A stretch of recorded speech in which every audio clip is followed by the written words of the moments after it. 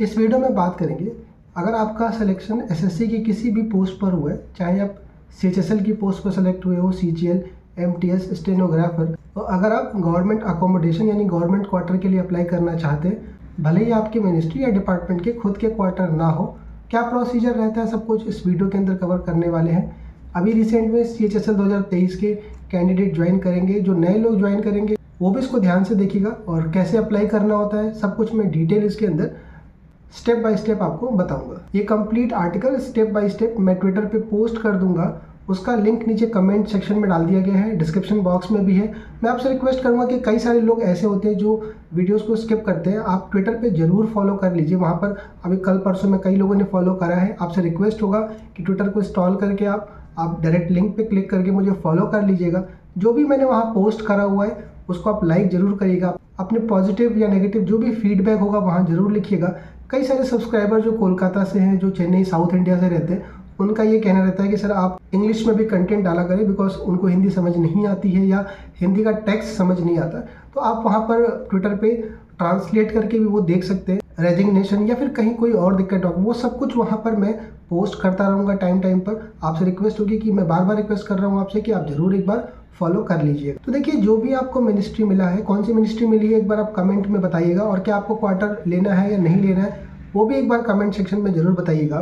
तो उस मिनिस्ट्री का या डिपार्टमेंट का खुद का अपना क्वार्टर हो सकता है। जैसे कि अगर हम बात करें कि किन के खुद के क्वार्टर होते हैं, तो उसमें इनकम टैक्स हो गया, मिनिस्ट्री ऑफ डिफेंस के अंदर आपका सीजीडीए आता है, खुद का मिनिस्ट्री ऑफ डिफेंस के हेड क्वार्टर है। उसके अलावा आपका एमईएस उसके अंदर कवर होता है, तो इनके क्वार्टर रहते हैं। इसके अलावा सेंट्रल सेक्रेटेरिएट हो गया आपका। ये 3-4 डिपार्टमेंट आपको मिलेंगे जिनके खुद के अपने क्वार्टर रहते हैं। तो उसके लिए तो सीधा आप ज्वाइन करते ही अप्लाई कर दीजिए। क्वार्टर खाली है तो मिल जाएगा, नहीं है वेटिंग लिस्ट रहता है सीनियरिटी के हिसाब से। जैसे ही आपका क्वार्टर खाली होता है आपको मिल जाता है। अगर आप एक्स सिटी में हैं, थोड़ा दिक्कत वहाँ रहती है। अगर आप दिल्ली में हैं, मुंबई में हैं, तो वहाँ वेटिंग टाइम बहुत ज़्यादा होता है। लेकिन अगर आप वाई सिटी के अंदर है तो आपको ईजिली मिल जाता है। अब अगर हम बात करें कि अगर आपका मिनिस्ट्री या डिपार्टमेंट का क्वार्टर खुद का नहीं है, जो कि आप पाएंगे कि 90% से ज़्यादा डिपार्टमेंट का खुद के क्वार्टर नहीं है, तो उसका क्या तरीका होता है। देखिए, ministry of housing and urban affairs के द्वारा सेंट्रल गवर्नमेंट एम्प्लॉय के लिए क्वार्टर्स प्रोवाइड कराए जाते हैं। ये क्वार्टर्स आपको मैक्सिमम वाई सिटी और एक्स सिटी के अंदर मिलेगा। कुछ केसेस में आपको जेड सिटी के अंदर भी आपको मिल जाएगा। सीपीडब्ल्यूडी इनको बना के देते हैं, जैसे कि आपने अपार्टमेंट्स देखे होंगे वैसे ही बिल्कुल रहता है। और इसको अप्लाई करने के लिए, इस गवर्नमेंट क्वार्टर को अप्लाई करने के लिए ministry of housing and urban affairs के थ्रू एक साइट, एक पोर्टल है, ई संपदा करके है। और उस ई संपदा के थ्रू आपको पहले रजिस्ट्रेशन करना पड़ेगा, फिर आपको अपनी बेसिक डिटेल वहाँ फिल करनी पड़ती है, और देन उसके बाद आपका वेटिंग, आप जो भी प्रोजेक्ट के लिए अपना चॉइस देना चाहते हैं आप वो देंगे। एंड देन आपका अगर वेटिंग क्लियर होता है तो अलॉटमेंट होता है। कैसे रजिस्ट्रेशन करना होता है, कैसे अपनी बेसिक डिटेल भरनी होती है, वो सब कुछ मैं आगे स्लाइड डाल रहा हूँ। क्वार्टर लेने से आपका जो इनकम टैक्स रहता है, अगर अभी आपकी सैलरी बहुत कम है, 7 लाख से अगर कम है, तो आपको कोई इनकम टैक्स नहीं देना है। लेकिन जैसे अगर आपकी ग्रेड पे हाई है, बहुत सारे लोग मुझे सुन रहे होंगे जो लेवल 7 में होगी, लेवल 8 में हो गया, आप अगर आप गवर्नमेंट क्वार्टर लेते हैं तो वो पैसा आपका सरकार के पास जाता है, तो आपको इनकम टैक्स में रिलीफ मिलता है। दूसरा यार, गवर्नमेंट क्वार्टर के मैंने बहुत सारी वीडियोस में बताए हैं कि फ़ायदे भी रहते हैं, नुकसान भी रहते हैं। आप कुछ फ़ायदे की अगर हम बात करें, जैसे मैंने बताया इनकम टैक्स का आपको रहता है, बाकी थोड़ी प्राइवेसी टाइप की भी रहती है आपकी।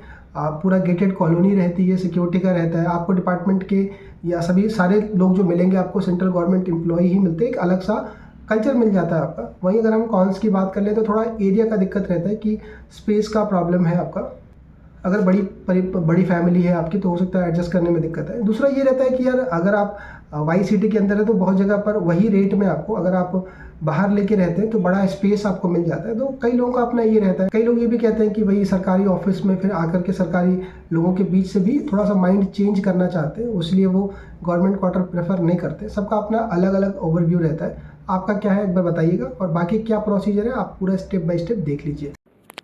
तो सबसे पहले आपको गूगल पे जा कर के और टाइप करना है ई संपदा। ई संपदा की जो साइट आएगी वहाँ पर आपको लॉगिन का एक पेज दिखेगा, लॉगिन पे क्लिक कर दीजिएगा आपको। और जैसे लॉगिन पे क्लिक करेंगे ये वाला आपको इंटरफेस दिखाई देगा।